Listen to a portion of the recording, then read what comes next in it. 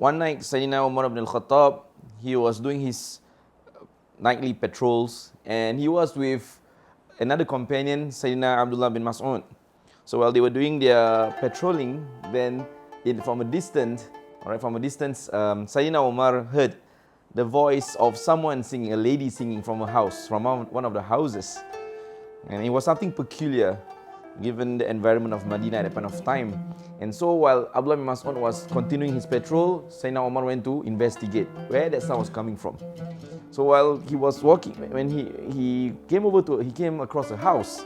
And when he looked into the house, to his bewilderment, right, to his anger in fact, he saw an elderly man. He was consuming liquor, and at the same time he was being entertained by a woman who was a lady who was singing. And so when he saw that, the anger overwhelmed him. He entered into the house. So he barged into the house of the elderly man, and he says that what a sight is this? To see a man at such an age, and he's being entertained by a woman, and then he is consuming liquor. Right? And this elderly man, he was also taken aback, because it was Saidina Umar. But at the same time, he told Saidina Umar, right? He collected himself and told Saidina Umar, well, what about you entering into my house without permission? Is that an exemplary attitude?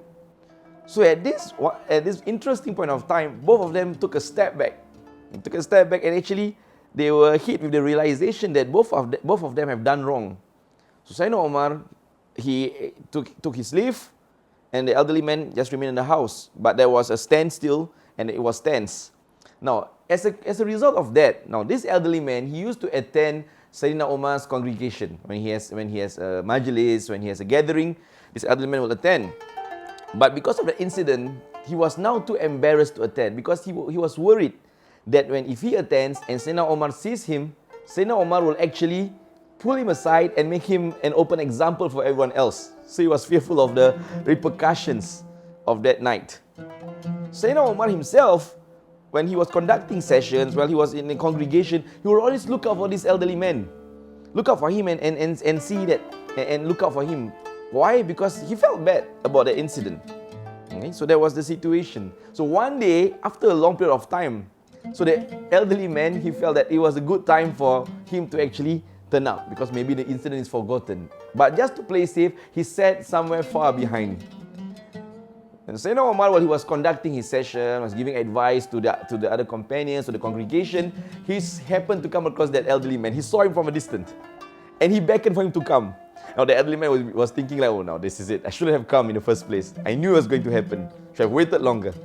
So the elderly man came. Now everyone was wondering what is going to happen now. Why is Sayyidina Umar suddenly calling upon this elderly man? So when this elderly man came to the front, Sayyidina Umar actually spoke to him softly. So he said to this elderly man, right? He told this elderly man, I swear by the name of Allah subhanahu wa ta'ala that the incident on that night, I told nobody. Right? The incident whereby I went to your house and I saw you drinking, you were being entertained. All right, I didn't expose it to anybody. Even Abdullah bin Mas'ud was with me for the night patrol. I didn't relate that incident to him. And the elderly man said to Sayyidina Umar, I swear by the name of Allah that since that night, I've quit drinking. I don't drink anymore. And I'm close to Allah subhanahu wa ta'ala now. And with that, the both of them did takbir together, to the bewilderment of everyone who's there. What's happening?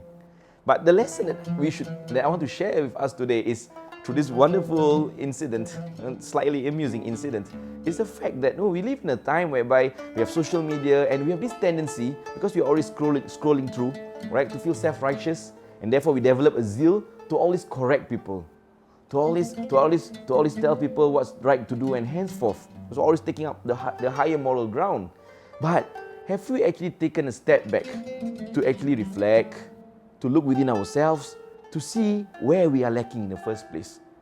So that incident actually highlighted how the importance of us to actually, in our excitement to actually tell people what is right, to actually put aside some time to do some muhasabah, to do some reflection inwardly, to see where we have gone wrong. And in that way, in the future, if we were to correct a person, we will be more understanding, we'll be more sensitive, and it will be more meaningful It won't come from a point whereby we feel superior or we feel better than people. So let us develop from here on a routine, set aside some time every day to just do some self-reflection. And that will be more pertinent than us looking out for the faults of others.